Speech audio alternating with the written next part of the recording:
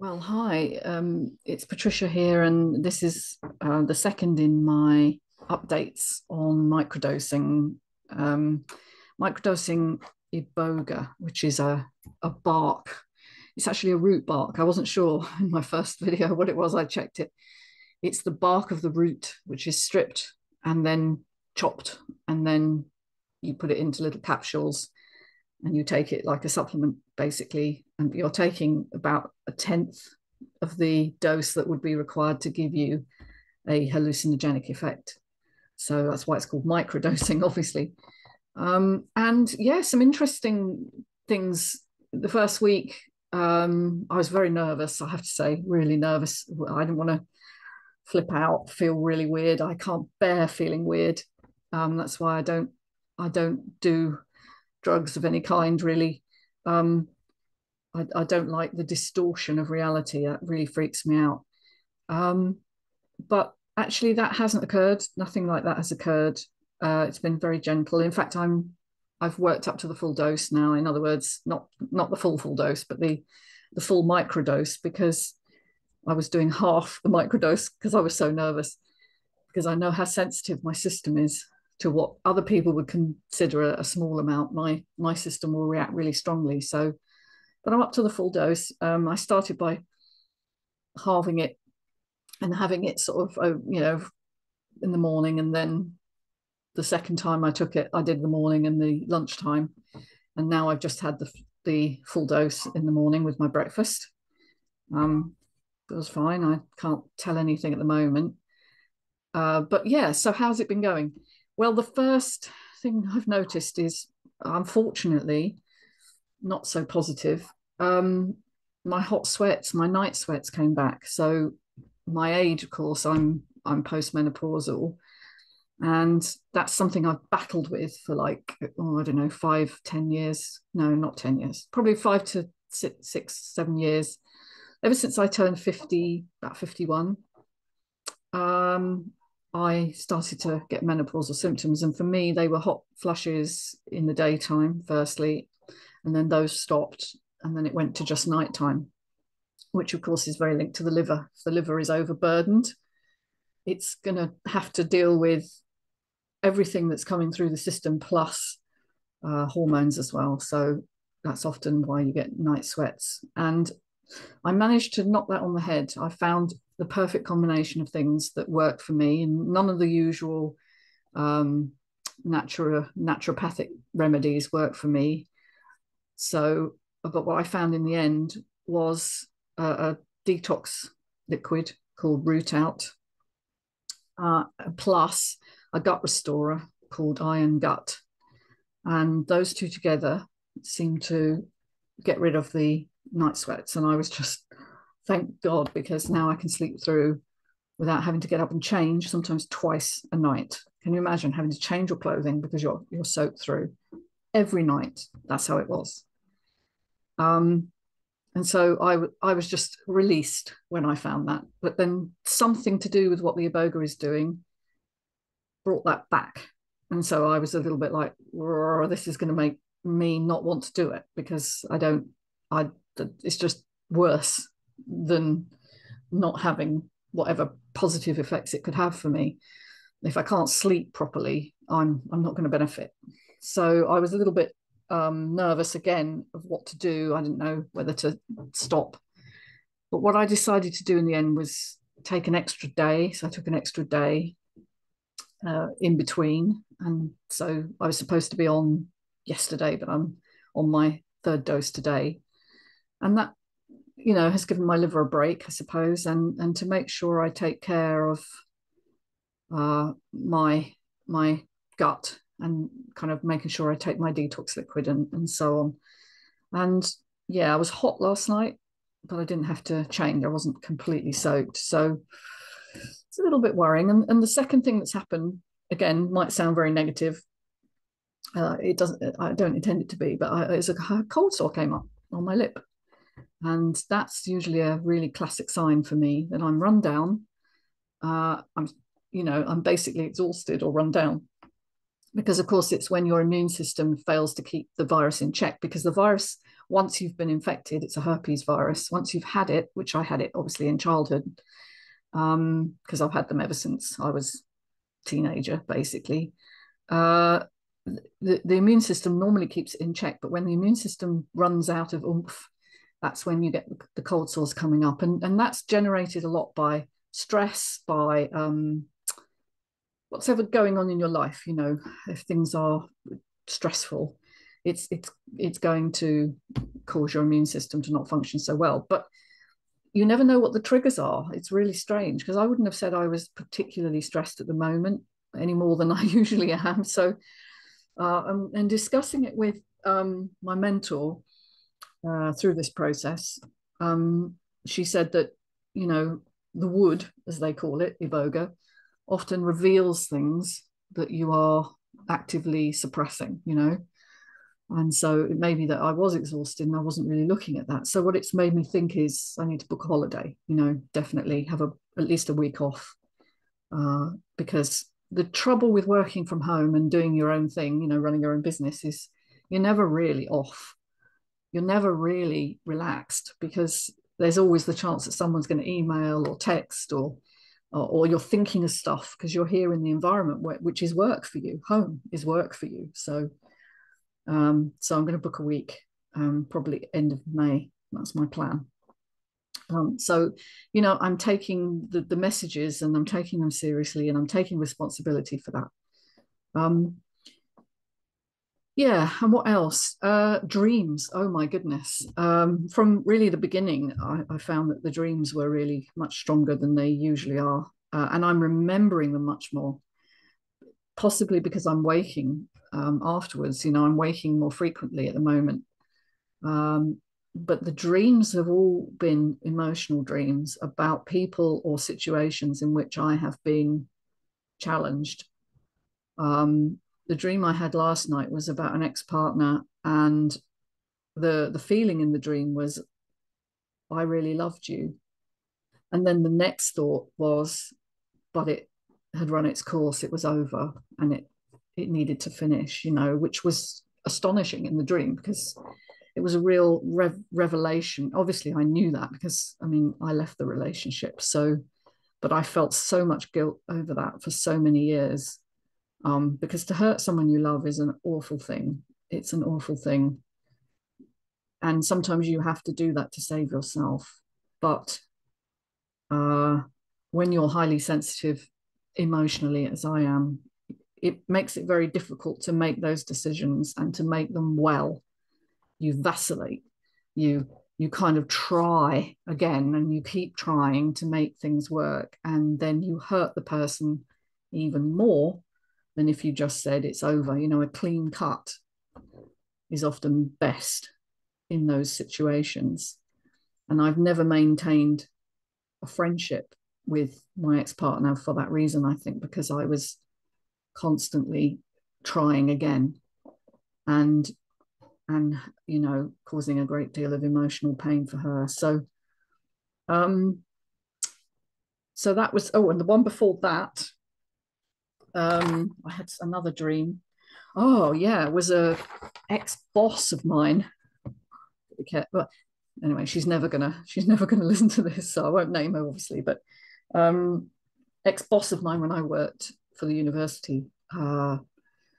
I had several difficult bosses, actually. I had some nice ones in my career, but I had some difficult ones. And this lady was about the same age as me, and was in a position of power over me, obviously, which I find very, very difficult. And worked in a very different way, very different way. I'm ideas based. I'm all about relationships, building consensus. I'm not very strategic. Strategic isn't the right word. Systematic, that's the word. I'm not very systematic. And she was a very systematic, process driven person. And so we clashed a lot, you know, in how things should be done. And my instincts were A, and her instincts were B. And then I'd have to do B because she was in control of what I did, basically. And it caused a great deal of internal stress for me. But in the dream, she was vulnerable. She was crying. She was shaking. And I met her, and I think I was with her, and I just held her hands and I said, it's okay. And um, I'm comforting her in the dream. How weird is that? It's like something about this kind of connection that you have reveals to you that this person was vulnerable, and that's why she was attacking me, or it felt like she was attacking me. She wasn't. She was trying to do her job, but she felt very insecure, I think. And, I would say, well, you didn't tell me that. And she would say, yes, I did. And so it was very stressful for her as well. There was just a horrible miscommunication. I mean, it was really, really bad. And it wasn't the only time I had that. I had another boss, female boss, who was like that as well. Um, and but this dream revealed to me that, people do the best they can, but they're vulnerable too. And to kind of forgive, more forgiveness. That's been the theme of all my dreams. Forgiveness of myself. That was the first dream. Forgiveness of others, and awareness now that things are moving in my life in a way that I couldn't have imagined when I was younger. The thing is, when you're in your 20s and 30s, you you feel grown up. Of course you do. You're running your life, but you don't always know yourself to the depth and the sort of breadth, actually, that you do when you're in your 40s and 50s, and maybe for me 50s, nearly 60s. uh, you you have complexity of understanding. It's not simplistic. It's strange to explain. I don't know if I can get anywhere near it with words, but the sense of self matures like a fine wine or a good cheese. You have complexity within that. And I now recognize so much about myself. That doesn't mean I'm perfect in any way or I respond better. I hope I do, but I'm still learning about me. But I look back at my younger self and see, she did the best she could, but she was limited in her understanding of herself and the world and other people, because other people don't react the way you expect them to, because you're going on your view of the world always. And so I think this process is bringing up forgiveness of the self, and forgiveness of the things I did that hurt people or that gave pain to others inadvertently. Um, there's one other person that I'm waiting for the dream about her, because she's on my mind a lot, which was a friend I had in my 30s, and who kind of rejected me, or felt like she rejected me, when she got together with someone. She got married, and suddenly I wasn't welcome, and it was really strange. And it turns out, I think, she was being influenced, let's say. But yeah, she obviously had a lot of anger about me too, and it's really weird to think that goodness of intent can sometimes be misinterpreted as manipulation. And I think that's how she interpreted a lot of things that I did and said, as I wanted to take her over, or I wanted to manipulate a situation, where really I just wanted a friend, and I just wanted to feel like I belong somewhere. And isn't that what all of us want, really? And it went horribly wrong. So I'm waiting for the dream about her, because I anticipate that one isn't over, in the sense of, in my psyche, there's something I need to forgive about that, because it was hugely painful to lose a good friend. And I still find that difficult. I find endings really, really difficult. Endings in any way, moving, ending relationships, leaving a job. Endings are really, really tough for me. I like continuity, but then I also like variety, and so it's a real challenge when you're me to make both of those work. Anyway, that's kind of a summary of this week. We'll see how today pans out. Oh, one final thing. Oh, that's the trouble with recording stuff. Anyway, was that I'm working on my new book, which was tentatively titled Misfits, but I've renamed it, actually, because actually what it's turning out to be about is the highly sensitive person, and I call it the highly sensitive person. Hang on. No, the highly sensitive handbook. That's what I have come down.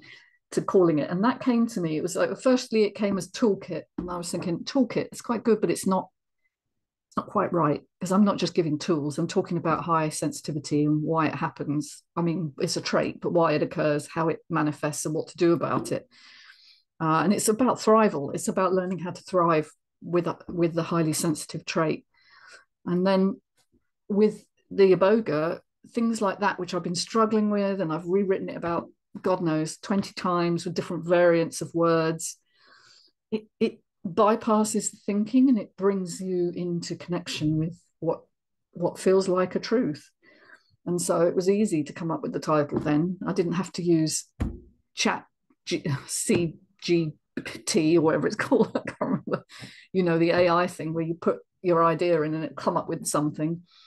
They were all quite interesting, but they weren't pithy. They weren't emotional. This isn't a highly sensitive handbook, and it's alliterative too. So it holds together, highly sensitive handbook, brilliant. Because there's been lots of books written about high sensitivity, but not from the viewpoint of how that interacts in kind of health and disease. It's been seen as a psychological imprint, but how it manifests in the body is really of interest to me, because I'm a somatic therapist, so that's what I do, and how it manifests. And so I think the subtitle, what have I called it? How to Reduce Anxiety and Thrive as a Highly Sensitive Person in an Overwhelming World. So it really is thriving and learning to enhance yourself. And of course, it's driven by my experience, but also those of my clients. My clients are the most wonderful people. They're courageous. Some of them are struggling, but they stick at it, and they come up with the most amazing ideas. And often when we're working together, I'm actually learning as much as they are. I'm writing things down. I'm like, oh yeah, that's a beautiful way of saying it. So I'm getting these ideas, which I'm putting into the book as well, and which I hope to have ready. I always said I'd have it ready by the summer. We're nearly in the summer. But it's I'm not going to make it perfect. It doesn't need to be perfect, but it does need to be cohesive and have a flow to it. And I've sort of got the basic structure, and I'm just filling that out now. Because I want this to be a special book. I want it to really hit home like The Scar That Won't Heal did. Because it's personal. It's not just academic. You're talking about real people with real struggles, learning how to enhance their own nature, learning how to live well in the world and create a life worth living. And for me, that's my passion. So there you go. So some enhanced creativity, some body immune problems and sleep problems, but overall very positive. And I'm hoping to do maybe a month of this before I take a break, and then I might switch. I'm going to try mushrooms, psilocybin, because that's a different revelation entirely. Every plant has a different activity with the human, a different interaction, let's say. Plants are not just chemicals, they have energy and information. Food has energy and information when it's well grown, So we are interacting in a completely new way with what's around us, and we're learning to harmonize ourselves. And that's what microdosing does. And it creates a new vision of yourself and your place in the world. And it's needed, isn't it? So I'm just a tiny, tiny part of that, but tiny things can have big effects. So let's see. I'll record another one in a week or two, which will be, I guess, midway through. Yeah. All right. Take care, everyone. Thanks for listening. Bye for now.